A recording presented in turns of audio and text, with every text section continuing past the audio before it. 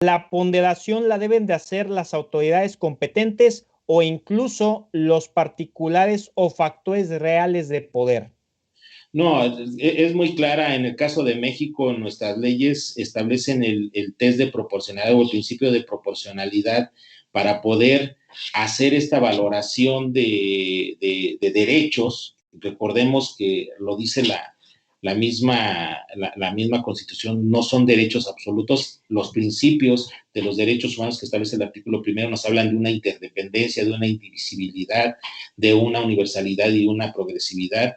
Y es ahí donde a esta autoridad, la Ley General de la Ley General de Transparencia, Acceso a la Información y la de Protección de Datos Personales, nos hablan del test o del principio de proporcionalidad para hablar de esta ponderación entre el derecho de acceso y el posible conflicto que entre con otros bienes jurídicos. Entonces, hay autoridades, somos un país de instituciones, esa es la razón de ser, y lo dice claramente Robinson en su obra de ¿Por qué fracasan los países? Son las instituciones las que marcan una diferencia entre un país pobre y un país rico. Entonces, somos un país de instituciones, es una autoridad, es eso lo que creo que se puso sobre la mesa, es incorrecto lo que unilateralmente hace una persona o un particular que se rige por principios de mercado, como dice, estos factores reales de poder, que los intereses son de tipo económico y no de tipo social. Comentábamos en algunos foros internacionales, México es ejemplo para algunos países de Sudamérica,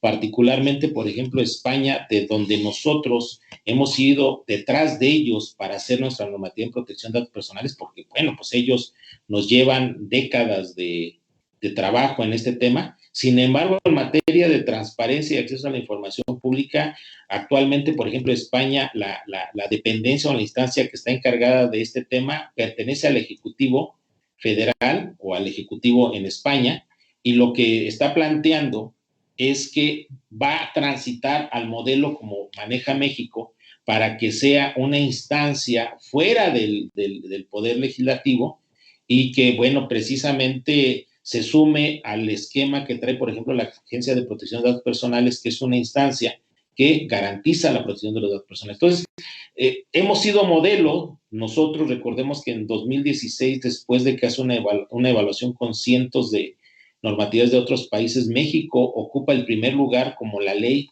más importante, y en esa ley precisamente vemos nacer el Sistema Nacional de Transparencia y Protección de Datos Personales, un sistema que retoma el espíritu federal.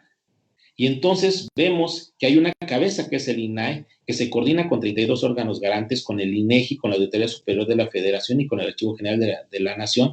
¿Para qué? Para garantizar esta transparencia horizontal y vertical en todos los ámbitos donde lo público, los recursos públicos y los actos de autoridad estén vigentes. ¿Por qué me tengo que limitar en el uso de las tecnologías de la información? Porque hay unas cuantas empresas que están anteponiendo el interés económico sobre el interés social y el bien común. Bueno, pues ya lo vimos con el tema de que la globalización y estas transnacionales que quisieron imponer sus aspectos en los estados-nación. Bueno, pues ahí tenemos la Unión Europea, que formó una región de libre mercado y está funcionando.